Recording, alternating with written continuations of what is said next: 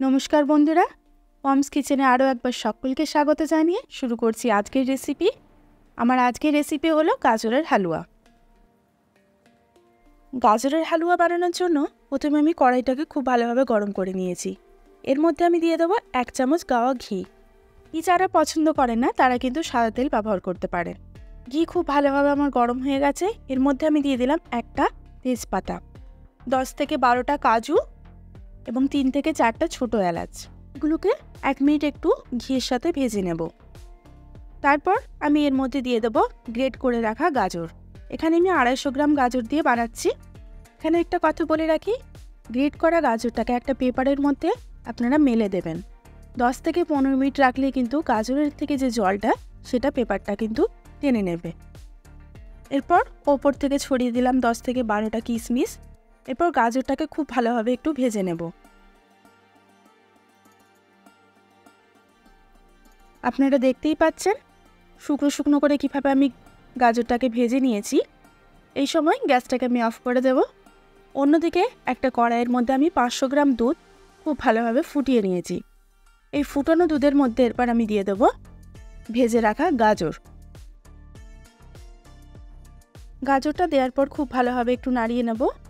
তারপর একটা ঢাকনা দিয়ে ঢেকে দিয়ে আমি সেদ্ধ হতে দেব। এখানে গ্যাসটাকে আমি একদম লো করে দেব, তো গাজর খুব ভালোভাবে সেদ্ধ হয়ে যায় এবং গাজরের কাঁচা গন্ধটা চলে যায়। কিছুক্ষণ পর ঢাকনা খুলে দেখুন দুধটা আমার অনেকটা টেনে নিয়েছে এবং গাজরও কিন্তু খুব ভালোভাবে সেদ্ধ হয়ে গেছে। এরপর আমি এর মধ্যে দিয়ে দেব মিল্ক মেড। এখানে আমি নিজের আন্দাজ মতো মিল্ক মেডটা দিয়ে দিলাম। আপনারাও কিন্তু এই গাজরের হালুয়া বানাবার সময় অবশ্যই মিল্ক মেডটাই ব্যবহার করবেন, এতে কিন্তু এর টেস্ট হয় অসম্ভব সুন্দর। এরপর খুব ভালোভাবে একটু মিশিয়ে নেব। তারপর আমি এর মধ্যে দিয়ে দেবো 6 থেকে 7টা বাতাসা। আপনারা চাইলে কিন্তু এখানে চিনিও ব্যবহার করতে পারেন। বাতাসাটা যাতে গলে যায় তার জন্য আমি একটা ঢাকনা দিয়ে ঢেকে দিলাম। আমার রান্না কিন্তু একদম রেডি। আমি এরপর গ্যাসটাকে অফ করে দিলাম। আধ ঘন্টা পর ঢাকনা খুলে দেখুন গাজরের হালুয়া একদম রেডি। গাজরের হালুয়া কিন্তু গরম গরম একদমই ভালো লাগবে না। অবশ্যই এটাকে আপনারা ফ্রিজে রেখে তারপর পরিবেশন করবেন। আমি যেহেতু ভিডিওর জন্য বানাচ্ছি তাই আপনাদেরকে আমি গরম গরমই সার্ভ করে দেখালাম।